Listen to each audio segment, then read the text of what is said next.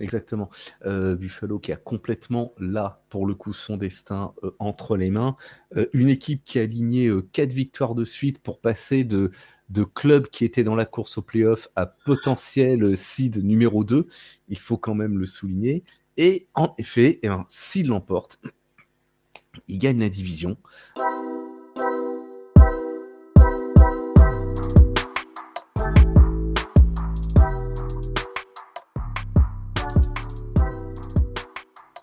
Bonjour à tous, bonjour à toutes, bienvenue dans Tailgate, le podcast 100% NFL des équipes de The Free Agent. On se retrouve pour la deuxième fois de la semaine et pour la deuxième fois de l'année 2024 pour parler non pas de la débrief qu'on a fait lundi, mais cette fois des enjeux qui restent dans cette Week 18 et Dieu sait s'il y en a beaucoup, des enjeux énormément même. Certaines divisions vont se jouer à 3 équipes, c'est quelque chose de fou. Alors, avec des équipes plus ou moins bonnes, mais ça on y reviendra, le Sud est assez inégal, si j'ose dire. Nous y reviendrons dans le courant du podcast avec moi pour discuter de tous ces enjeux de la 18e semaine.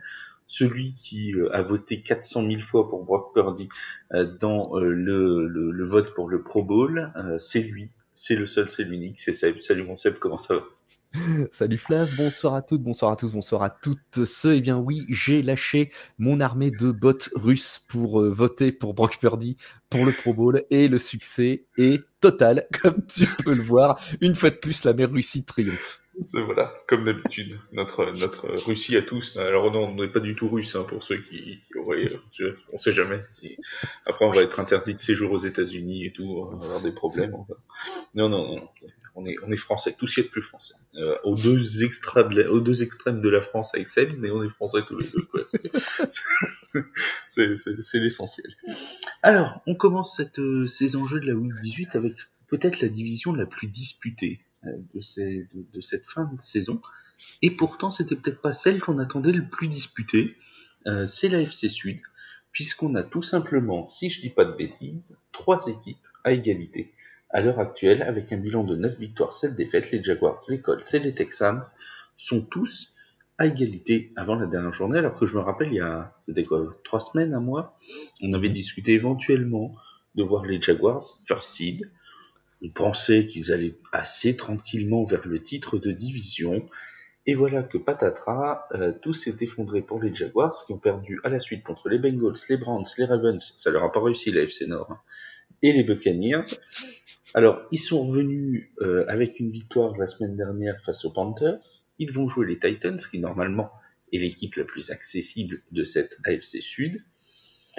Mais est-ce que ça va suffire, mon cher Seb? Est-ce que ces Jaguars, avec un Trevor Lawrence dont on ne sait pas encore s'il sera là, sont capables de gagner et d'aller chercher leur qualif avec éventuellement CJ Beathard? Alors cette division, elle est quand même folle. Comme tu l'as dit, on s'attendait pas à ce qu'elle soit disputée pour une simple et bonne raison, c'est que là aussi, il faut qu'on fasse notre mea culpa, mais on n'était pas trop différent de nos différents collègues, qu'ils soient français ou américains, sur ce point-là. Tout le monde pensait que cette AFC Sud allait être outrageusement dominée par Jacksonville. Et surtout, on n'attendait pas Indianapolis et Houston à un tel niveau. On attendait qu'il se passe quelque chose du côté de ces deux clubs, évidemment, mais on ne pensait pas qu'ils pourraient faire jeu égal avec le leader putatif de cette division. Et du coup, là, effectivement, on a 3 équipes à égalité, une qui est clairement décrochée, mais surtout, on arrive à la dernière journée, on n'a toujours pas de champion de division et donc encore moins de qualifiés pour les playoffs pour cette poule. Et alors là, effectivement, les scénarios, si on doit se plonger dedans, mais c'est guerre épée, hein, les enfants. Là, c'est Tolstoy parce que... Sortez les armes, hein, les amis. Ah mais sortez les armes, parce qu'en plus on a donc 2 duels interpools pour remporter la toujours en division. Week 18. Oui, non mais alors, comme toujours en Week 18. T'as raison, voilà, on va le préciser pour ceux qui rejoignent la NFL depuis pas longtemps. Effectivement, la Week 18 est traditionnellement réservée, avant c'était la Week 17 quand il y avait 16 matchs, traditionnellement réservée aux duels de division.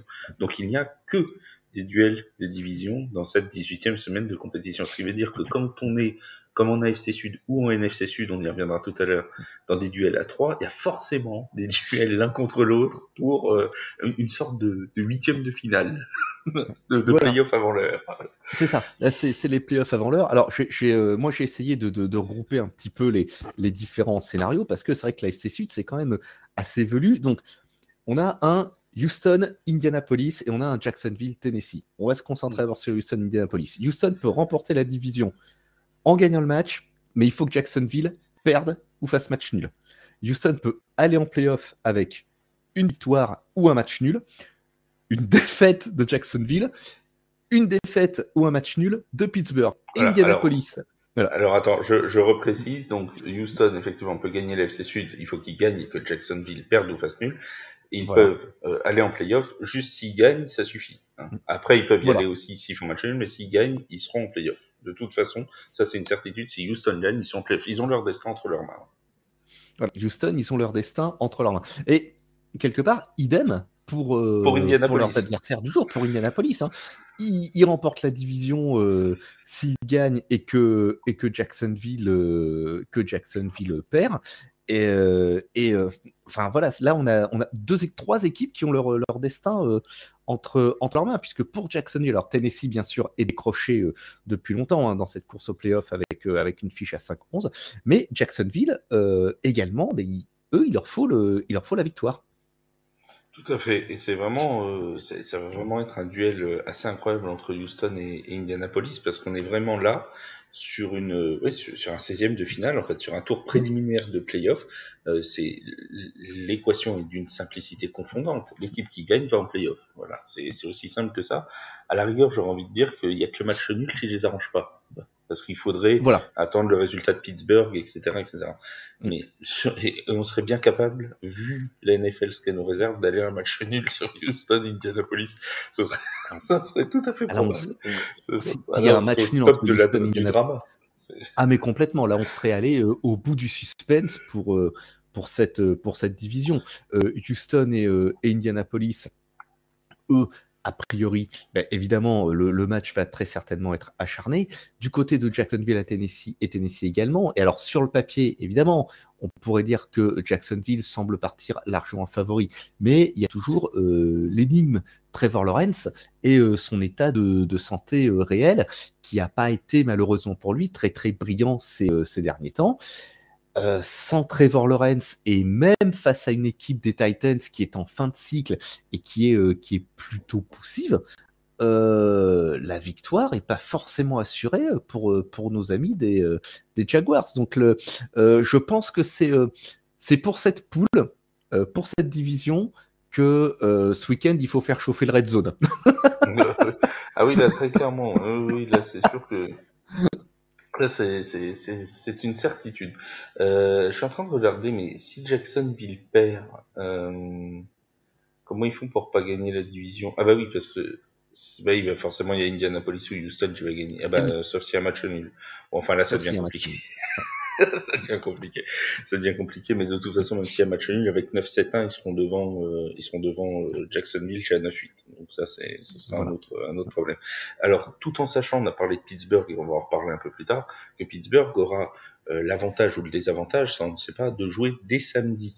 C'est le match de samedi à 22h30, Pittsburgh, et donc du coup, Houston et Indianapolis connaîtront le résultat de Pittsburgh avant de jouer leur match. Si Pittsburgh a gagné, ça veut dire qu'ils savent très bien qu'un match nul éliminera les deux équipes en cas de victoire de Jacksonville. Et ça, c'est quand même terrible. Tu te dis, si on fait match nul, on est éliminé tous les deux. Le pire qui puisse arriver. Le pire qui puisse arriver. C'est quand même assez dramatique.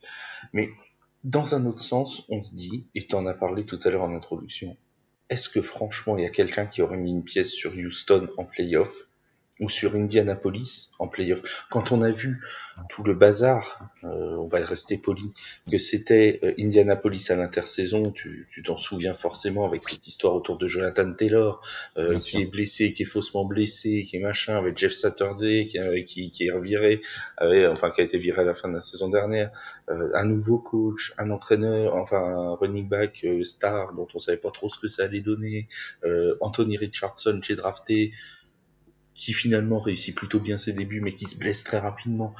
Enfin, cette équipe d'Indianapolis, j'ai envie de dire, personne ne l'avait vu venir. C'était un gros point d'interrogation en début de saison, cette équipe. Il y a eu effectivement tout ce drama autour de leur running back. Le draft d'Anthony Richardson, je pense que on a été nombreux à se dire, ok, c'est peut-être le début de quelque chose, mais c'est beaucoup trop tôt pour en attendre quoi que ce soit. C'était un gros pari, c'était l'un des gros paris de la draft. C'était un gros pari. C'était un gros pari, mais ça pouvait être aussi un renouveau. Il se blesse en courte saison, il se retrouve avec Gardner Minshew. Alors Gardner Minshew, professionnel solide, hein, mais qui n'est pas forcément, qui n'est pas un franchise quarterback, qui n'est pas ce qu'on attend d'un Anthony Richardson. Et ben ça marche quand même. Ils font jeu égal avec Jacksonville et Houston. Alors Houston, même si j'en ai fait part à plusieurs reprises au cours de cette saison, j'attendais un effet avec l'arrivée de Demeco Ryans au coaching et bien sûr de CJ Stroud, mais on ne pensait pas, j'étais à milieu de penser que ça pouvait être à ce point et qu'on pouvait les voir comme des prétendants aux playoffs et même prétendants à la division.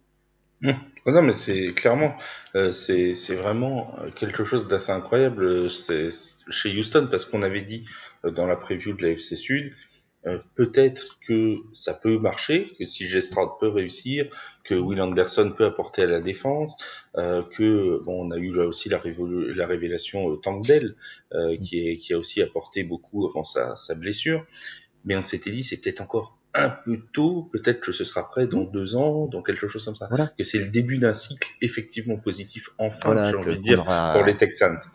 Pour les Texans, qu'il y aura quelque chose, qu'il y a des skills players qui arriveront. Et puis non, en fait, ils ont réussi quelque chose de vraiment bien avec le talent qu'ils avaient à disposition. Quoi qu'il arrive, les Texans seront en bilan positif. Et ça, c'est quand même déjà, j'ai envie de dire, une victoire pour eux, quoi. Alors tu parlais, on va rester sur ce Indianapolis-Houston, tu parlais de Gardner Minshew. Est-ce que finalement pour toi, c'est pas le meilleur remplaçant quarterback qu'il y a eu cette saison? Il y en a eu une pelletée de quarterbacks remplaçants qui ont joué. Est-ce que finalement c'est pas lui qui en est mieux le sorti sur la saison?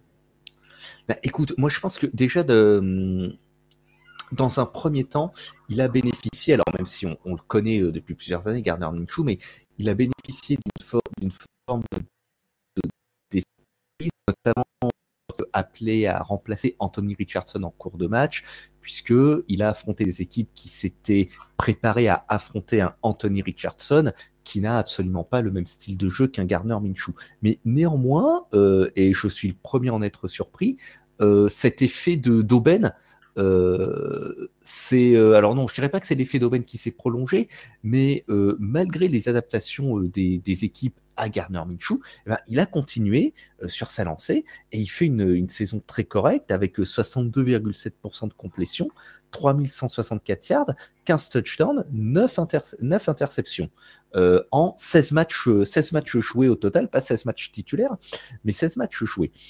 C'est un bilan qui est plus que correct. On savait que c'était un backup solide. On savait aussi qu'il pouvait avoir, disons, des moments d'égarement qui peuvent être fatals, mais c'est souvent le cas avec ce type de joueur. Là, il reste sur sa dynamique. C'est une équipe qui se bat jusqu'au bout, qui est accrocheuse et qui va jouer ses chances jusqu'au bout ce week-end. Alors au final, si on résume dans cette AFC Sud, qui est-ce qui va l'emporter? Les Jaguars, quand même, ils ont quand même une grosse... on va parler en probabilité de playoff, les projections de nos collègues d'ESPN du côté des États-Unis. Les Jaguars ont 83,3% de chances de se qualifier en playoff, 51,6% pour les Colts, 48,5% pour les Texans. Ça laisse quand même une grosse marge aux Jaguars qui n'ont, entre guillemets, qu'à gagner contre l'équipe la plus faible de la division. Et je penche pour cette optique. Jacksonville va emporter la division parce que sur cette journée, ils affrontent l'équipe la plus faible. Mais soyons honnêtes, en début de saison, il y avait une sorte de petite hype Jacksonville, notamment en raison de leur excellente fin de saison passée, de l'exercice précédent. si on était parti sur ces bases-là, je suis désolé, mais Jacksonville, ils n'étaient pas censés jouer leur vie à la 18e journée. Ni à la 17e contre les Panthers avant, parce qu'il faut rappeler quand même que ce succès, c'est un vrai twist, hein, parce que si jamais ils avaient perdu contre les Panthers, et on sait que même des équipes qui sont larguées au classement peuvent jouer des mauvais tours, on salue les Cardinals, et les Eagles, voilà, les Cardinals non plus, ils n'avaient plus rien à jouer ce week-end, et ça n'a pas empêché. Donc les Titans ne vont pas arriver les mains dans les poches, ça reste un rival de division, il y a des joueurs qui ont plein de choses à prouver en vue de la saison prochaine. Il peut tout se passer vraiment. En coutume, c'est une phrase un peu éculée, si j'ose dire, mais c'est vraiment, il peut tout se passer dans cette division AFC Sud. Ça peut partir dans tous les sens. Et alors, si Jacksonville prend une large avance et commence à gagner, le duel entre Houston et Indianapolis promet d'être épique. Ça promet vraiment quelque chose d'assez fou pour la qualification en wildcard. En plus, il y a là aussi un enjeu important parce que l'équipe qui finit pas championne va se retrouver potentiellement avec le 6e, 7e rang de la wildcard et donc avec des déplacements difficiles dès le premier tour. Ça change tout. Hein. Ça change une donne sur les playoffs. Ça change tout, effectivement. On passe à l'AFC Nord, qui eux ont déjà 2 qualifiés. Les Baltimore Ravens et les Browns de Cleveland sont d'ores et déjà qualifiés. D'ailleurs, les deux ont décidé de faire tourner leur quarterback pour la semaine 18. On l'a appris ce mercredi soir. Tyler Huntley sera le quarterback des Ravens de Baltimore pour la week 18. Et Jeff Driscoll sera au centre de l'attaque pour les Browns. Donc eux, c'est déjà fait. Mais il y a une autre équipe qui nous intéresse dans cette AFC Nord. Les Bengals sont éliminés. On va pas te demander s'ils ont lancé leur saison ce soir. Donc, l'équipe qui nous reste, c'est les Steelers de Pittsburgh. Alors, énigme à elle seule de toute la saison. La saison positive est d'ores et déjà validée pour Mike Tomlin, et on sait que ça dure, ces saisons positives pour Mike Tomlin. Ils étaient partis avec Kenny Pickett. Il y a eu cette blessure de Kenny Pickett. Ils ont fait confiance à Mitch Trubisky, ça s'est pas très bien passé, 2 défaites, aucune victoire. Ils ont décidé de changer juste avant le week-end de Noël pour mettre Mason Rudolph. Rudolph à Noël, c'est quand même un grand moment. Et là, patatras, qu'est-ce qui se passe? Mason Rudolph nous sort 2 matchs à plus de 30 points avec une attaque qui était jusque-là apathique, dont une victoire quand même sur le terrain de Seattle. Je sais pas, rien du tout, puisque Seattle, on en parlera tout à l'heure, est aussi en course pour les playoffs. Il se retrouve donc dans un duel à la maison contre Baltimore, qui aura déjà validé son first seed et qui aura sa semaine de repos, donc il n'a plus rien à jouer dans cette saison. Est-ce que finalement, c'est pas une aubaine pour les Steelers? Ils ont peut-être un créneau, mais ça va être une satanée bataille. Pourquoi déjà est-ce que Baltimore ferait un cadeau à un rival de division? Personne fera de cadeau. Voilà, personne n'est censé faire de cadeau, du moins.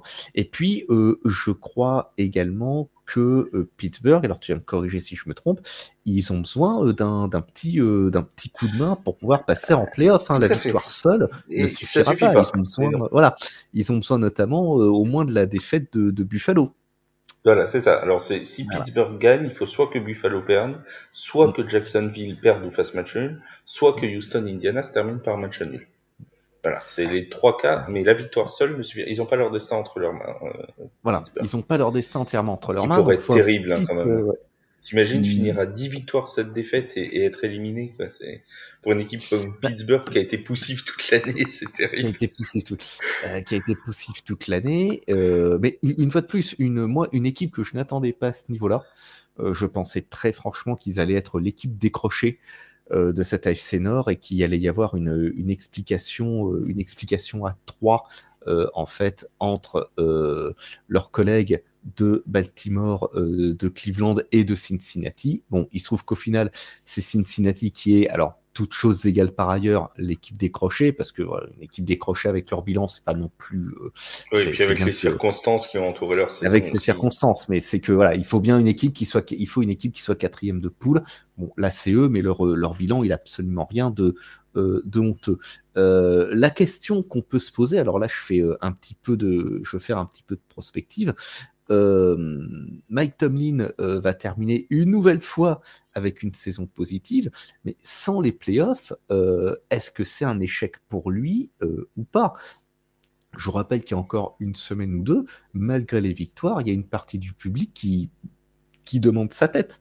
Donc Ce qui est quand même assez énorme, parce que c'est si on fou. se rappelle le début de la saison, avant pour la première journée, mais c'est un petit peu comme Houston ou comme Indianapolis, dans cette AFC qui promettait d'être un enfer sur terre, et qui d'ailleurs en est un, parce qu'aujourd'hui on se retrouve avant la 18e semaine avec des équipes, mais à tir à l'arigot, si j'ose dire, dans les expressions un petit peu trop usées.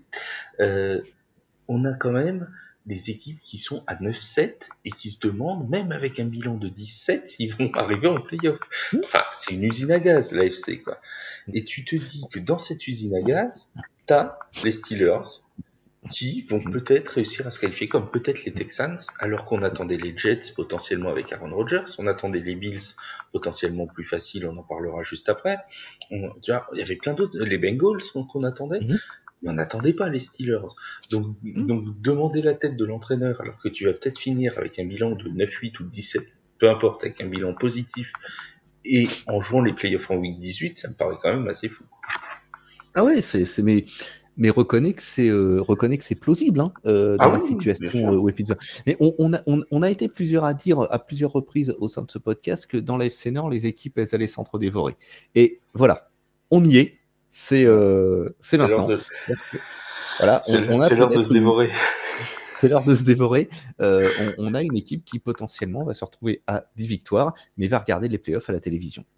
C'est absolument terrible. Alors, tu as parlé, et tu l'as dit à juste titre, les Steelers n'ont pas leur destin entre leurs mains, puisqu'il faut, s'ils gagnent, on le rappelle, soit une défaite de Buffalo, soit une défaite ou un match nul de Jacksonville, soit un match nul de Houston ou Indianapolis.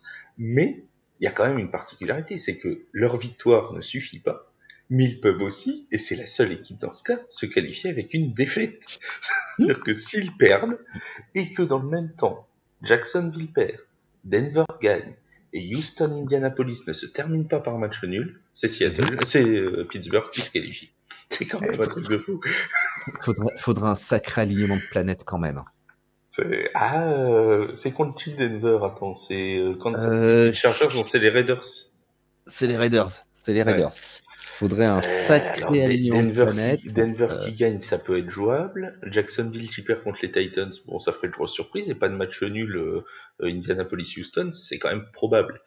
Il y a quand même peu de chances que ça finisse par un match nul. C'est possible, mais il y a peu de chances. Il y a très peu de chances. C'est deux équipes qui vont jouer. Le scénario de fou, quoi. Ce serait fou. Moi, ça me paraît trop improbable pour que ça arrive. Vraiment. Je vais rester cartésien, désespérément cartésien. Je suis désolé. Mais ça me paraît, comme toujours. Mais ça me paraît beaucoup trop improbable pour que ça arrive. Après, si ça devait se produire, attention, je serai le premier à reconnaître mes torts à l'antenne. Pas de problème. On va faire un mea culpa dès le lundi. C'est promis. Mea culpa dès le lundi, lettre ouverte et tribune sur The Free Agent, signé par moi. Mais non, ça fait quand même, ça fait trop de circonstances sur lesquelles Pittsburgh n'a pas de prise pour que ça se produise. Pensons quand même 2 secondes au cardio des supporters des Steelers de Pittsburgh, et on salue Romain de Pittsburgh France au passage. On a quand même une équipe qui, même si elle perd samedi, sera pas éliminée puisqu'elle joue avant tout le monde. Donc même en perdant samedi, ils ont toujours l'espoir de play-off. C'est quand même, c'est quand même assez fou, quoi, tu vois. Ils vont quand même regarder la red zone en se disant, ça peut le faire, les gars. Va falloir avoir les nerfs solides du côté des fans des Steelers. Ouais, allez, on croise tout ce qu'on peut croiser pour les Steelers et pour toutes les autres équipes. On n'est pas particulièrement pour Pittsburgh, mais c'est vrai que c'est quand même des scénarios absolument fous. Vous retrouvez l'ensemble des scénarios dont on parle là, parce que pas forcément nous on en parle, vous les écoutez, et c'est pas forcément facile de tout retenir. Ils sont évidemment disponibles sur The Free Agent. Vous tapez sur le site scénario week 18 et vous aurez l'ensemble des scénarios résumés. Vous pouvez même regarder la red zone avec le petit écran à côté des scénarios.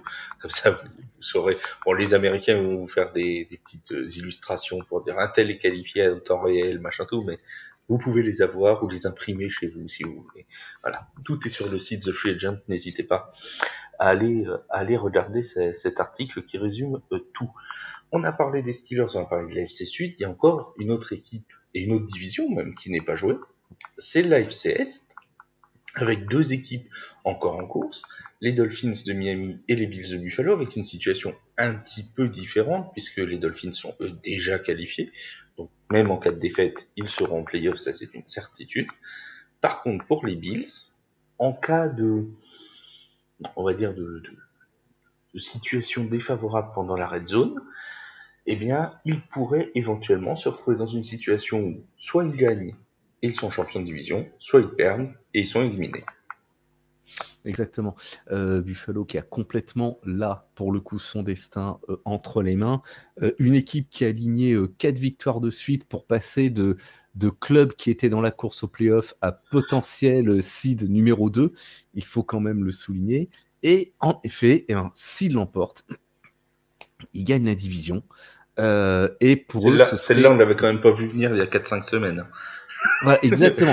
Avant cette série de victoires, c'était quand même compliqué de se dire non, mais c'est bon, Buffalo, ils vont être en position pour gagner leur division. Alors oui, on en arrive à la semaine 18. Oui, peut-être aussi que Buffalo n'était pas une équipe qui aurait dû attendre la dernière journée pour connaître son sort, après tout. Mais nous en sommes là. Et pour eux, effectivement, la route la plus directe et surtout la plus facile, ce serait de remporter ce match. Parce que par la suite, les scénarios deviennent un petit peu plus compliqués pour eux. S'ils perdent ce match contre Miami, alors bien sûr, ils vont dire adieu à la division, mais la possibilité de playoff existe toujours, même si là, il faudra qu'ils regardent le red zone ou qu'ils aient l'œil sur les résultats de la veille. C'est même pire que ça, voilà. Comme ils jouent en dernier, en fait, ils sauront déjà. Ils sauront. Parce que oui, exact, tout à fait, autant pour moi. Pour que Buffalo soit qualifié sans gagner, il faut soit qu'ils fassent match nul, on va dire qu'ils s'ils perdent, il faut que soit Pittsburgh ait perdu ou fait match nul, soit Jacksonville ait perdu ou fait match nul, soit Houston Indianapolis un match nul. L'un de ces trois-là. Mais si Pittsburgh a gagné, que Jacksonville a gagné et que Houston Indianapolis c'est fini avec un vainqueur, et que Buffalo perd, ils sont éliminés. S'ils gagnent, ils sont champions de division. Et c'est le dernier match. C'est le match qui va jouer en prime time. Donc ils auront tous les résultats avant le match. Après, qu'est-ce que Miami va leur proposer? Quelle va être la politique de Miami sur ce match? Eux, leur qualification étant acquise, est-ce qu'ils vont faire l'impasse, entre guillemets, prendre le risque de faire l'impasse sur le titre et faire jouer l'équipe B? Ça veut dire que, mais ça veut dire que tu te retrouves en AFC avec le seed numéro 5 ou 6. Ouais. Ça veut dire que tu te tapes un déplacement sur le premier tour de playoff au lieu de recevoir. Et pour Miami, ça a une importance parce que aller jouer à Miami ou jouer dans le froid, c'est pas la même soupe. Si tu vas aller jouer, je sais pas, n'importe quoi chez un autre vainqueur de division, on va dire chez Kansas City par exemple, tu peux te retrouver avec un Miami Kansas City, quoi. C'est quand même, c'est pas rien, quoi. Donc à mon avis, ils vont pas faire l'impasse sur la division. Je les vois non, pas. Non, c'est un luxe qu'ils peuvent pas se permettre, même si la qualification en playoff est acquise pour eux. Donc effectivement, Buffalo, pour eux, moi je réitère ce que j'ai dit, le chemin le plus direct, c'est la victoire. On peut même éventuellement se retrouver avec un rematch. Hein. Si jamais Pittsburgh a perdu ou des choses comme ça, on peut se retrouver avec un Miami-Buffalo la semaine prochaine. En premier tour de playoff, c'est tout à fait envisageable. Et dans ce cas-là, évidemment, ça a encore plus d'importance pour savoir qui recevra, parce que aller jouer à Buffalo ou à Miami au mois de janvier, c'est pas du tout les mêmes conditions climatiques. Ceux qui ne connaissent pas la géographie des États-Unis, vous irez voir où se situe Buffalo. Et n'oubliez pas au passage de regarder la très belle vidéo partagée sur The Free Agent des supporters de Buffalo qui essayent de casser une table enflammée la semaine dernière. C'est une véritable pub contre l'alcoolémie. Ça dure 30 secondes et visiblement c'est le meilleur spot qu'on aurait pu faire pour les campagnes contre l'alcoolémie. Donc c'est vraiment fabuleux. On salue toute la Bills Mafia au passage, hein, évidemment, et on leur souhaite que du bon pour cette 18e semaine de compétition. En parlant malheureusement de feu, on a appris mercredi soir aussi que la maison de Tyreek Hill avait été incendiée. Ça c'est nettement moins drôle, mais visiblement tout le monde va plutôt bien à l'heure où on enregistre ce podcast. Donc il y aurait que du matériel, si j'ose dire, qui serait brûlé. C'est quand même pas la meilleure manière de préparer une semaine 18 où on sait que en plus pour les Dolphins ça va être extrêmement importante. Ça, c'était pour l'AFC, mon cher Seb. Mais la NFC n'est pas en reste dans les scénarios improbables. Et on parlait du Sud avec l'AFC tout à l'heure. Mais que se passe-t-il dans la NFC Sud? Voilà-t-il pas qu'ils sont trois aussi? Voilà-t-il pas qu'ils sont trois aussi pour aller chercher une place? Décidément, le Sud est imprévisible. Et quand tu te rappelles que, en fait, la NFC Sud et l'AFC Sud ont croisé pendant toute la saison, tu te dis que c'est vraiment en fait, c'est pas l'AFC Nord qui s'est mangé entre elles, c'est tout le Sud qui a pas arrêté de s'entre-dévorer depuis le début de la saison. Et alors, la situation n'est pas tout à fait la même que pour l'AFC Sud, puisque en NFC Sud, certes, on a 3 équipes qui sont collées, mais on n'en a pas une qui a un bilan positif pour le moment. On a les Buccaneers à 8-8, on a les Saints à 8-8, et on a les Falcons à 7-9. Les 3 peuvent encore être champions de division, et là encore, comme tout à l'heure avec Jacksonville, il y a une équipe qui a son destin parfaitement entre les mains, c'est les Buccaneers de Tampa Bay, qui vont jouer face aux Panthers de Caroline, la pire équipe de cette saison 2023, et la solution est extrêmement simple pour les coéquipiers de Baker Mayfield. S'ils gagnent, ils seront champions de division. Ils seront champions de division, et ce sera les playoffs pour eux. S'ils perdent, eh ben non. S'ils perdent, on en parlera du Saints Falcons juste après. Mais pour l'instant, restons sur les Buccaneers, qui peuvent aller chercher c'est leur 3e titre consécutif. Ils peuvent aller chercher leur 3e titre consécutif. La grosse différence, si c'était le cas, c'est que ce sera cette fois avec une fiche positive. Et ce sera sans Tom Brady. Et ce sera sans Tom Brady. Et ce sera avec Baker Mayfield d'ailleurs pour le coup, qui a tout de même fait, il faut le reconnaître, du très bon travail cette saison avec ce club, même si une fois de plus le niveau général de la NFC Sud est pour le moins décrié, certes, mais il faut un champion, il faut un qualifié. Tampa Bay, effectivement, là aussi, c'est un de ces clubs qui a son destin entre les mains. Et qui semble pourtant bien le tenir, puisqu'ils affrontent les Panthers de Carolina. Panthers de Carolina qui affiche le bilan peu glorieux de 2 victoires et 14 défaites, et qui a viré son entraîneur en cours de saison. Donc, sur le papier, ça devrait bien se passer pour eux. C'est si ça se passe mal que y a des gens dans les bureaux de la NFL qui vont sortir des aspirines et des calculatrices. Oui, quoique ça va être plutôt simple, parce que s'ils perdent, va falloir se retourner du côté du match entre les Saints et les Falcons pour savoir qui va être champion de la NFC Sud, parce que si Tampa Bay perd, de toute façon, le vainqueur de Falcons Saints ira en tête de division, puisque s'il y a un bilan égalité entre les Buccaneers, les Saints et les Falcons, ce sont les Falcons qui se qualifient. Si les Saints l'emportent contre les Falcons et que les Buccaneers perdent, ce sont les joueurs de la Nouvelle-Orléans qui iront en playoffs, ce qui serait pas pour me déplaire, même si je suis pas sûr que ce soit extrêmement mérité au vu de la saison, mais ça c'est un autre débat. Les Buccaneers qui étaient sur une très bonne période, qui étaient sur 4 victoires de suite, qui ont chuté justement contre les Saints au dernier match, ils avaient déjà leur destin entre leurs mains, ils auraient pu conclure l'affaire dès la semaine dernière. Absolument. Et ils ont sans doute loupé le coche la semaine dernière. Du moins, à domicile, à domicile, et du moins, ils se seraient épargnés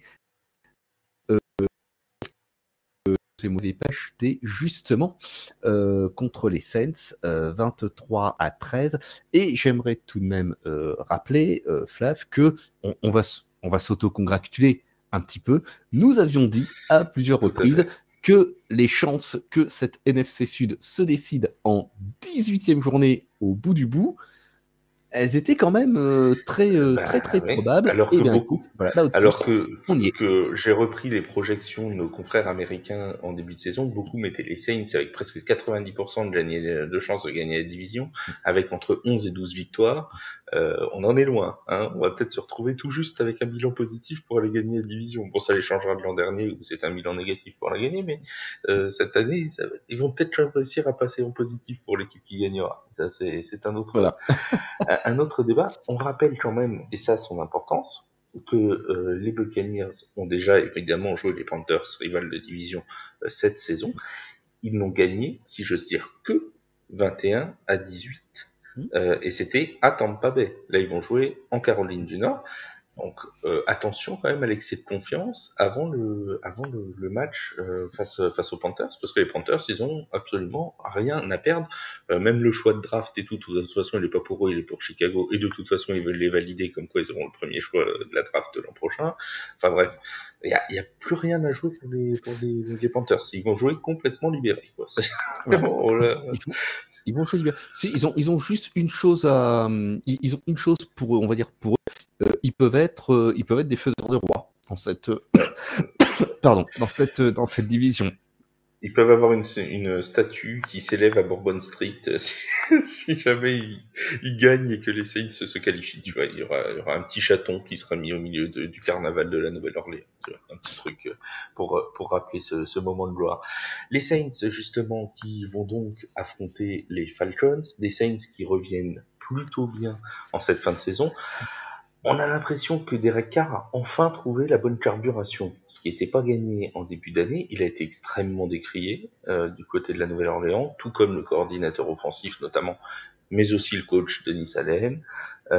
Et là, depuis quelques semaines, il y a la victoire assez convaincante contre les Panthers, 28-6, une victoire face aux Giants, 24-6, une victoire face aux Buccaneers, 23-13, en ayant mené pendant un bon moment 20-0. Il y a eu cette défaite contre les Rams, qui n'a rien d'infamante quand on sait le niveau des Rams actuellement. Alors certes, c'est des équipes qui sont pas au top de la ligue. Hein. Les Panthers, les Giants, c'est quand même pas le top du top. Mais il n'en reste pas moins qu'ils gagnent les matchs qu'il faut pour le moment, au moins pour rester en vie. J'ai envie de dire, est-ce que aux Saints, il va pas leur manquer 1 ou 2 semaines de compétition? C'est possible, malheureusement, le championnat ne compte que 18 semaines. Et, il en faut 25 pour le Saints. S'il en faut 25 pour que les Saints soient dans la course, j'ai peur que l'association des joueurs mette son veto.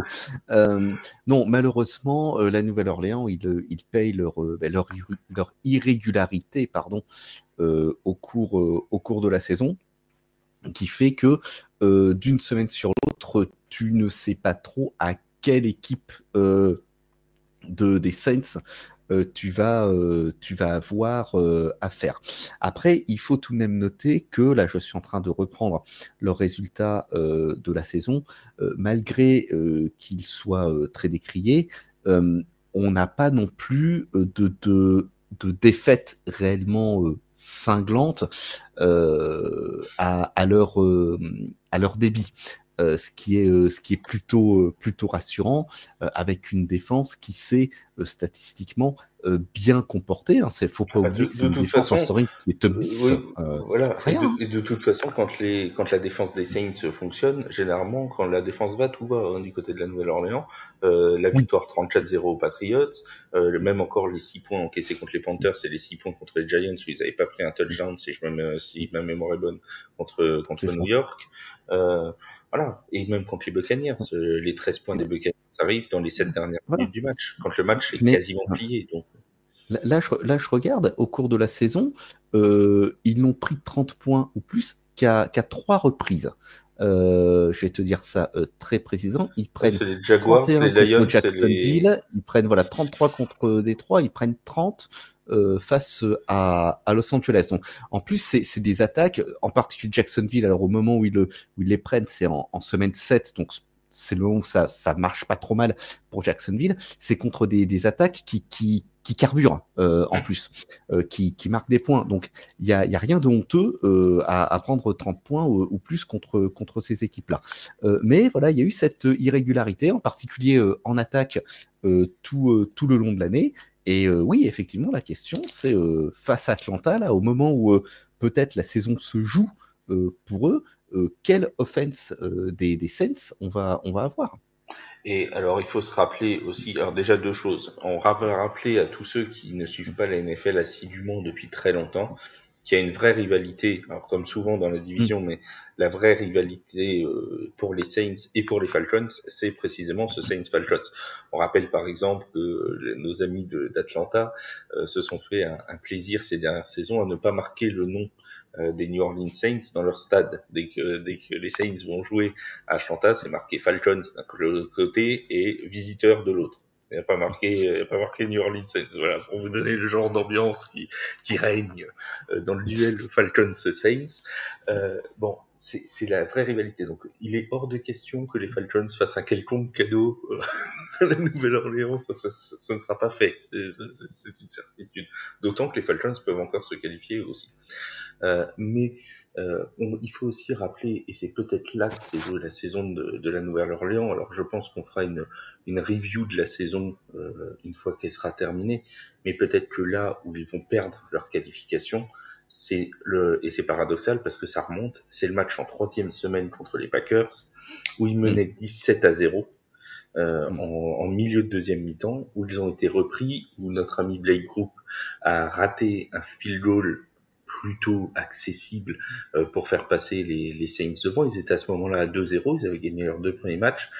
Et ce match perdu contre les Packers, on l'avait déjà dit à l'époque, mais il peut coûter extrêmement cher, parce que les Packers aussi sont en course pour une wildcard. Il peut coûter très très cher à la fin de la saison. Ce coup de pied manqué et ces 17 points cette avance de 17 points qui a été balancée, et ben finalement tu te retrouves en 18e semaine, 15 semaines plus tard, et tu te dis que sur ce match-là, ça pouvait être un twist de la saison des Saints, et peut-être que ça se serait passé complètement différemment avec la victoire au Lambeau Field de ce joueur. On n'en saura rien, parce qu'on peut penser aussi au drop de Foster Moreau contre les Jaguars à 31-24, alors qu'il a le ballon dans les mains dans la end zone pour faire revenir à égalité les Saints, et il relâche le ballon. Enfin, il y a eu plein de moments comme ça où tu te dis ça s'est pas joué à grand chose, et c'est un petit peu le sentiment que j'ai avec les Saints cette saison. C'était pas loin, mais c'était pas là. Voilà. C'était pas là. Non, ça pouvait pas, quoi. Il y avait trop de vent contraire. Alors je sais pas s'ils vont se qualifier, peut-être qu'ils se qualifieront, et je l'espère, mais ça semble quand même. Aujourd'hui, ils ont 20 et quelques pourcents de chance. Je n'ai plus la stat sous les yeux. Je vais la retrouver très très rapidement. 23% de chance. 23% de chance de se qualifier. Ça monte à 48% s'ils gagnent. Alors s'ils gagnent, il faut donc soit que les Buccaneers s'inclinent contre les Panthers, soit que les Seahawks s'inclinent face aux Cardinals de l'Arizona. Je crois que c'est ça, hein. Si je dis pas de bêtises, ouais, c'est ça. C'est ça, tu as raison. Et c'est ça, que Seattle perde et que Green Bay perde. Perde ou fasse match nul. Ouais. Voilà, donc il faut que Green Bay perde ou fasse match nul contre les Bears, et que les Seahawks perdent ou fassent match nul contre les Cardinals. Autant vous dire que va falloir tenter le vaudou du côté de la Nouvelle-Orléans pour que ça fonctionne. Très, très clairement, là aussi, on est un petit peu dans la catégorie des scénarios improbables. Que Green Bay perde contre Chicago. Plus je crois que Green Bay reçoit, c'est à Lambeau Field. Il y a quand même, en plus de la qualification pour les playoffs, il y a quand même une histoire d'honneur pour eux. Tout à fait. Et puis là aussi, il y a une grosse rivalité entre Green Bay et il y a une énorme rivalité entre les deux clubs. Il faut pas l'oublier, qu'il n'y ait pas une rivalité de tendre. Et idem, Seattle qui perd contre Arizona. Alors oui, on me dira, la semaine dernière, Arizona, ils ont fait chuter Philadelphie. La foudre peut-elle frapper 2 fois au même endroit? Et alors, je vais te dire, je n'en sais rien, je ne suis pas dans les secrets des dieux, mais j'ai comme l'impression que, au choix, si Jonathan Gannon avait un choix à faire entre gagner contre les Seahawks et gagner contre les Eagles, il aurait coché les Eagles. Oui, il y a des chances. Donc, il y a des chances. Pour plein de raisons. Voilà. Je ne vais pas dire qu'ils vont balancer le match parce que ce sera pas le cas, mais bon, on va dire que, à mon avis, s'il y a une avance de 20 points pour les Seahawks, bon, ça devrait plutôt bien se passer pour Seattle. On va dire ça comme ça. Alors pour Atlanta, l'équation est plus simple que pour les Saints parce qu'eux, ils peuvent pas compter sur les autres. Pour se qualifier, ils sont obligés de passer par le titre de NFC Sud, donc c'est très simple. Il faut qu'ils gagnent contre la Nouvelle-Orléans et que Tampa Bay perde. Voilà. Dans ce cas-là, ça mettra toutes les équipes à, que je dise pas de bêtises, 8 victoires, 9 défaites. Et dans ce cas-là, ça mettra Atlanta devant avec le tiebreaker à l'intérieur de la division. Donc c'est leur seul moyen de se qualifier, c'est de gagner la NFC Sud avec un bilan négatif. Est-ce que j'ai tout dit? Ça fait rêver, hein. Est-ce qu'on n'a pas tout résumé la NFC Sud avec cette phrase? Ça vend du rêve, hein, dit comme ça. C'est vrai que oui. Écoute, c'est costaud. Il faut savoir vendre du rêve dans la vie, et c'est un peu notre métier. Hein. Nous vendons du rêve à nos chers auditeurs qu'on salue tous. On a parlé des Packers. Les Packers de Green Bay, eux aussi, ils ont leur destin entre leurs mains. C'est plutôt simple, ils gagnent, ils sont qualifiés. Tout va bien. C'est ça. Sauf que si tu te rappelles bien, petite remontée dans le temps qui va pas faire plaisir aux supporters des Packers. Mais on est bien obligé de le rappeler. L'an dernier, ne v'là-t-il pas qu'ils étaient dans la même situation? S'ils gagnaient leur dernier match, ils étaient qualifiés pour les playoffs. Et qu'ont-ils fait contre les Lions de Détroit? Eh bien, patatras, ils ont perdu 20-16 et ils ne se sont pas qualifiés pour les playoffs l'an dernier. Alors, cette année bis repetita pour les Packers, ou cette fois ils transforment l'essai, si j'ose dire? Le destin est parfois ironique. Et là, effectivement, il est ce que je souhaite absolument aux Packers ni à leurs supporters, hein, attention, mais on serait bien obligé d'admettre qu'il y aurait soit une forme d'ironie du destin, soit une vraie malédiction ou début de malédiction sur cette dernière journée de championnat pour Green Bay. Après, voyons un petit peu les forces en présence, voyons les Bears. Les Bears, on sait que l'équipe, elle est quand même en difficulté, même si son bilan de 7-9 n'est absolument pas honteux au bout du compte. En battant Green Bay, ils peuvent même finir avec le même bilan. Ils peuvent finir avec le même bilan. Je pense même que on peut dire qu'en termes de ratio victoire-défaite, ce n'est pas faire insulte aux Bears de dire qu'on les attendait plus bas que ça. Ah oui, clairement. Voilà. Soyons. La projection était à 5-5 pour la victoire des 5 victoires pour les Bears dans la saison, selon les bookmakers avant la saison. Et puis on parle d'une équipe là qui est sur une bonne dynamique avec 4 victoires sur ces 5 derniers matchs, puisqu'ils ont battu les Vikings, les Lions, les Cardinals, les Falcons. Ils se sont inclinés contre Cleveland en semaine 15. Là aussi, une équipe dans laquelle certains joueurs vont jouer leur avenir. Il y a des contrats en jeu, il y a des interrogations sur certains postes. Coucou Justin Fields. On le salue. On le salue, on lui passe tout notre respect et notre affection. Mais voilà, donc une équipe qui, en plus avec cette rivalité qui est déjà ancienne et qui est particulièrement chaude entre ces deux équipes qui évoluent pourtant dans des pays froids, je pense que nos amis de Chicago ricaneraient bien s'ils pouvaient être les bourreaux des Packers en ce qui concerne leurs espoirs de playoffs cette année. Tout à fait. Et ça va nous donner encore un duel particulièrement âpre et un chapitre de plus à la rivalité entre les Packers et les Bears. Soyons honnêtes, c'est pas pour nous déplaire. On aime bien les rivalités. Je vais même aller plus loin que ça. C'est peut-être un des matchs à regarder ce week-end. Et alors à surveiller, j'ai pas regardé, j'avoue que j'ai mal fait mon travail et vous m'excuserez. Mais faudrait vérifier la météo au Lambeau Field pour le match de dimanche, parce que ça risque d'être assez cocasse si en plus la neige s'en mêle, tu vois. Ça pourrait être ça pourrait être sympathique.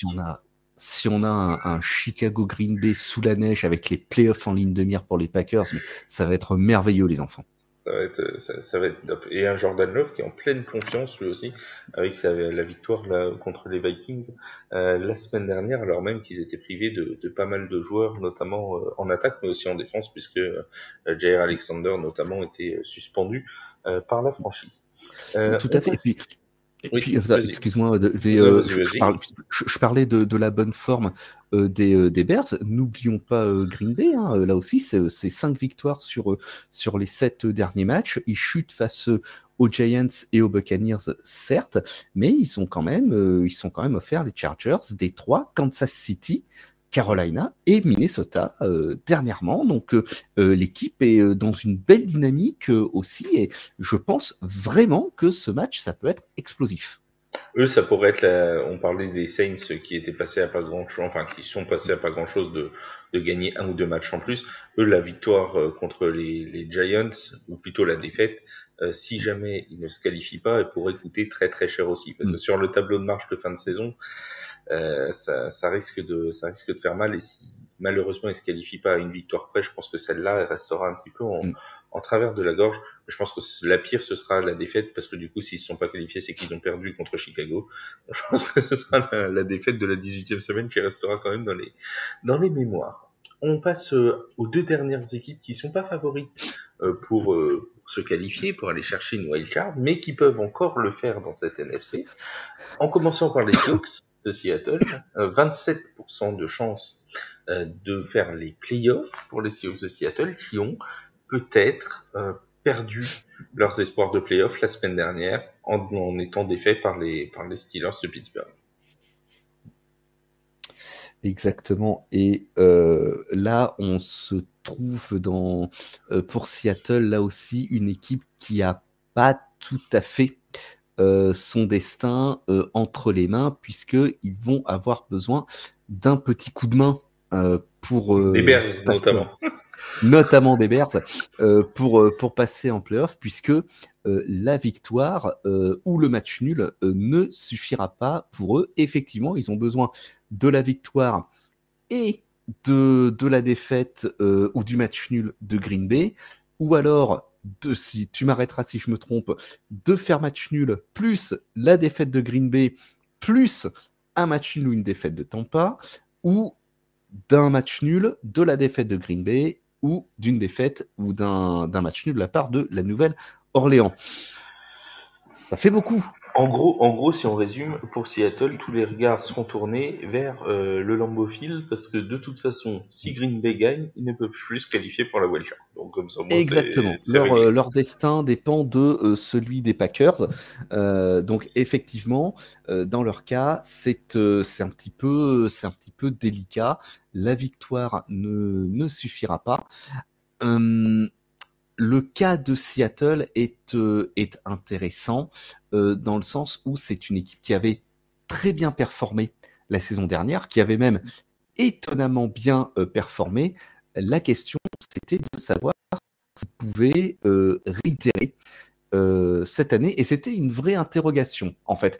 Il n'y avait pas de certitude absolue autour de ça. Faut pas oublier que la saison passée, on a assisté à la résurrection de Geno Smith. Alors cette année, ça a été un petit peu plus compliqué, avec une attaque qui se place en milieu de tableau en matière de scoring, hein, ils sont 17e, mais surtout une défense qui prend presque 24 points par match, et ça finit par peser sur la durée d'un championnat, et on a eu là aussi des résultats un petit peu en dents de scie. On a ce bloc de 4 défaites consécutives entre les semaines 10 et 14 qui leur fait très très mal au final de cette saison. Et malgré tout, ça reste une équipe qui reste compliquée à jouer, en particulier à domicile. Là, ils se déplacent à Arizona. Arizona, ils ont déjà créé une surprise la saison passée. Je repose la question, est-ce que la semaine passée, pardon. Autant pour moi. C'était l'année dernière. Oui, voilà, c'est pour ça que je suis pas encore passé à 2024. Mon cerveau de vieux a pas encore fait la transition. Est-ce que la foudre peut frapper deux fois? Ça me semble improbable, mais une fois de plus, Seattle, malgré toute leur bonne volonté, et même avec la victoire, ça suffira peut-être pas. On a quand même quelque chose d'étonnant, parce qu'on a parlé toute la saison de l'AFC Nord qui pouvait envoyer 3 équipes en play-off, mais mine de rien, la NFC West aussi peut le faire, puisque on a déjà les Rams, on a déjà les 49ers, et en cas de victoire de Seattle et de défaite de Green Bay, on se retrouve avec 3 équipes de NFC West en play-off. Et mine de rien, on en a quasiment très peu parlé en fait de cette NFC West, qui est finalement beaucoup plus homogène, même s'il y a le monstre San Francisco tout en haut et les Cardinals qui sont bien décrochés. Sinon, on a quand même vraiment une NFC West qui a été compétitive, contrairement à ce qu'on pouvait attendre sur toute la saison. Tout à fait, mais comme tu le disais, c'est une division sur laquelle l'arbre 49ers jette une ombre particulièrement imposante, et du coup, les autres équipes passent réellement au second plan, puisque une fois de plus, même les Rams ont été étonnamment compétitifs. Là aussi, une équipe dont on n'en attendait pas tant, il faut bien le dire, et qui a décroché sa qualification au play-off. Et c'est vrai que on pensait pas que potentiellement la NFC West pourrait avoir 3 de ces 4 clubs qualifiés en play-off. Alors, il y a encore, même là en 18e journée, il y a à mon sens une marche qui est très haute à franchir pour qu'on en arrive là, mais le simple fait qu'il y ait ce potentiel, ça en dit long sur la compétitivité de cette division. Oui, et puis une compétitivité qui pourrait rester dans les prochaines années, parce que contrairement à il y a 3 ans, les Rams, là, ils sont pas partis dans une saison all-in, ils construisent sur l'avenir. On rappelle quand même que Kyren Williams, leur running back, a été choisi en 2022, l'année dernière, si je dis pas de bêtises, au 5e tour. Puka Nacua cette année aussi au 5e tour. Donc c'est une équipe qui arrive à faire des choix de draft intéressants, même loin dans la draft. Et mine de rien, ça peut amener quelque chose pour les Rams à l'avenir. San Francisco a encore de belles années devant lui, en considérant que Brock Purdy reste en santé. Voilà, les Seahawks sont des armes à faire valoir parce qu'ils ont aussi des jeunes de talent. On pense à Kenneth Walker, on pense même à Charbonnet, le running back numéro 2. On peut penser à Smith Njigba du côté des receveurs. Bref, on a vraiment du talent aussi chez les Seahawks et ça peut donner une division qui est très très compétitive dans les mois et les années à venir. On passe à la dernière équipe qui peut encore se qualifier. Alors elle, là, on est sur de l'exploit qui touche presque au mystique. Pour les Vikings. Je parlais d'alignement de planètes tout à l'heure. C'est la galaxie qui doit s'aligner. C'est toutes les planètes du système solaire qui doivent se mettre en face. Pour les Vikings qui ont 2% de chance de se qualifier. Alors, je vais pas dire que le scénario est simple, on va pas se mentir, parce qu'il l'est pas. Pour se qualifier en playoff, ils doivent déjà gagner contre Détroit, ce qui est déjà pas une mince affaire. Commençons là. Doivent donc gagner contre Détroit, espérer une défaite de Green Bay, espérer une défaite de Seattle, espérer une défaite de Tampa Bay. Ou gagner, espérer une défaite de Green Bay, espérer une défaite de Seattle et une défaite de la Nouvelle-Orléans. Autrement dit, pour que les Vikings se qualifient, ils doivent battre les Lions, espérer que Chicago gagne, qu'Arizona gagne et que les Falcons gagnent. Ça fait beaucoup, hein. Je disais que Seattle allait avoir ou besoin d'aide. Falcons ou Panthers, peu importe. C'est pas plus, c'est pas mieux. Je disais que Seattle, pour se qualifier, aurait besoin d'aide. Minnesota aura besoin de beaucoup d'aide. Ils ont besoin de tous les services de secours de la planète. Complètement. Il faut quand même noter que ce club, en un mois à peu près, il est passé de contender pour la division à club qui va devoir compter sur un alignement de planètes improbable pour se qualifier. Leur saison aura tout de même été un sacré voyage sur les montagnes russes, avec 3 défaites d'entrée de jeu, puis une série de victoires entre les semaines 6 et 10, et puis ensuite à nouveau des résultats en dents de scie avec 2 défaites, une victoire et 3 défaites de suite, les 3 dernières en date contre les Bengals qui avaient lancé leur saison, Détroit et Green Bay, pour finalement compter sur un scénario de telenovela brésilienne pour pouvoir se qualifier. C'est absolument fou. Je voudrais vraiment pas être à la place des joueurs, du coaching staff et du front office dans cette franchise qui va avoir beaucoup de questions à se poser lorsque cette saison régulière sera terminée et que l'intersaison débutera. Je vais être très honnête, vu l'improbabilité du scénario, je n'y crois pas. Et on conseille à tous les fans des Vikings de prendre une bonne mutuelle d'optique avant ce week-end, parce qu'il va falloir qu'ils aient les yeux sur 4 matchs en même temps. Ça va pas être simple à gérer. Donc, faites chauffer le red zone, les gars. Ce qu'on vous conseille, c'est de vous concentrer sur votre match. Déjà, gagnez-le, et puis on vous donnera les résultats des autres derrière. Mais concentrez-vous sur votre match, quoi. Parce que bon, sinon vous allez pas survivre. Donc c'est pas la peine, et on n'a pas envie de perdre nos amis des Vikings. Tout ça en plus, en n'oubliant pas qu'ils sont empêtrés dans un micmac au niveau des quarterbacks où ils s'en sortent plus parce que le pauvre Kirk Cousins s'est blessé pour la saison, à la mi-saison. Il y a eu Joshua Dobbs qui a repris le flambeau, ça s'est bien passé sur 2-3 matchs. Et puis patatras, il y a eu Nick Mullens qui est venu, qui a fait des matchs plus que douteux. Ils ont essayé Jaren Hall la semaine dernière, ça n'a pas duré plus d'une mi-temps. Donc ils remettent Nick Mullens cette semaine pour le dernier match contre Détroit. Bref, ça tâtonne dans tous les sens. Hein. Ça tâtonne dans tous les sens. Et là encore, qui l'eût cru en début de saison, avec un club qui semblait avoir un effectif vraiment solide et stable, mais on se rend compte qu'un seul être vous manque et tout est dépeuplé. Après, attention, hein, pour les Vikings, pour l'avenir, la situation est quand même pas si noire que ça. Il y a eu l'émergence de Jordan Addison qui est quand même super encourageante. Voilà, il y a quand même Jefferson. Justin Jefferson est toujours là. TJ Hawkinson qui a fait une saison très solide avec 960 yards et 5 touchdowns. Non, attention, hein, en attaque, on est loin d'être démunis. En défense, il faut pas oublier quelqu'un que je trouve on ne cite pas assez, c'est Daniel Hunter. Ouais, quand même 15 sacs cette saison, 15 sacs et demi même, je crois. 15 sacs et demi, oui, c'est ça. Attends, je suis en train de retrouver 15 sacs et demi, oui, tout à fait. 15 sacs et demi et 49 plaquages solo, 21 plaquages pour perte de terrain. Un joueur dont, à mon sens, on ne parle pas suffisamment et qui aurait très bien pu être un contender pour le Defensive Player of the Year, même si on n'en parle pas, ça m'étonne complètement. Donc cette franchise, on peut même rajouter il a 4 fumbles forcés aussi, hein, sur corps en carrière. Oui, exact, il a 4 fumbles forcés. Voilà, cette franchise, elle n'est pas à la dérive. Là, il y a quelques problèmes parce que tout simplement il y a eu ces soucis de blessure et cette instabilité au poste de quarterback qui leur a coûté très cher vers le milieu de saison, mais on est loin d'être dans une franchise à la dérive. Ils vont avoir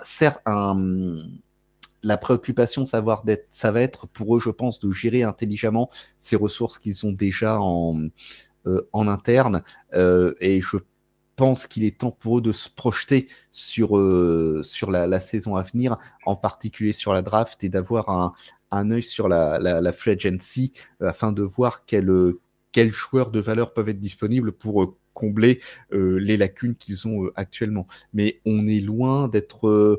on a peut-être une mini fin de cycle pour eux, mais on est loin d'être face à une franchise qui est à la dérive.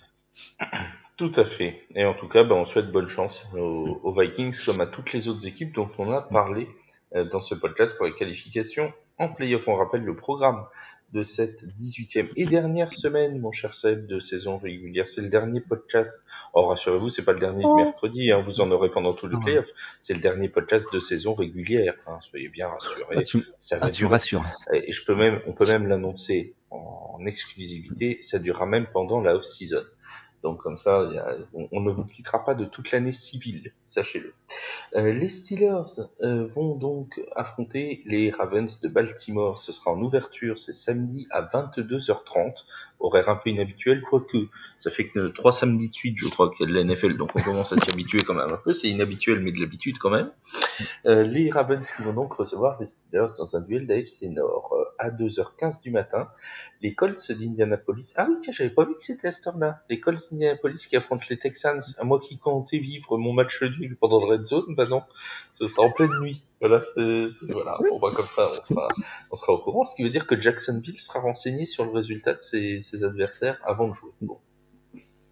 À 19h pendant le Red Zone, Bengals contre les Browns, les Lions contre les Vikings, les Titans contre les Jaguars, les Patriots contre les Jets, les Saints contre les Falcons, les Panthers contre les Buccaneers. Ça, c'est pour les matchs de 19h. À 22h, nous aurons les Packers de Green Bay face aux Bears de Chicago. Nous aurons aussi les Raiders face aux Broncos, les Giants face aux Eagles, les Cardinals face aux Seahawks, les Chargers face aux Chiefs, les Niners face aux Rams avec un terrible duel entre Sam Darnold et Carson Wentz qu'on attend tous, et les Commanders face aux Cowboys de Dallas. Et enfin, pour le dernier match de cette saison régulière, c'est combien 272e match de la saison, 272e dernier et non des moindres, les Dolphins de Miami recevront les Bills de Buffalo. Ce sera 2h20 du matin dans la nuit de dimanche à lundi pour finir la saison en beauté. Et nous, avec Seb, on vous retrouve avec donc Seb et Yaya sûrement lundi prochain pour débriefer cette 18e semaine et commencer à parler bien évidemment des playoffs qui s'annonceront dès la semaine prochaine. Merci mon Seb pour ta présence dans le podcast et à tous une très bonne journée, une très bonne fin de semaine et profitez bien de cette dernière semaine de saison régulière. À très vite sur les antennes de TF. Ciao, bye.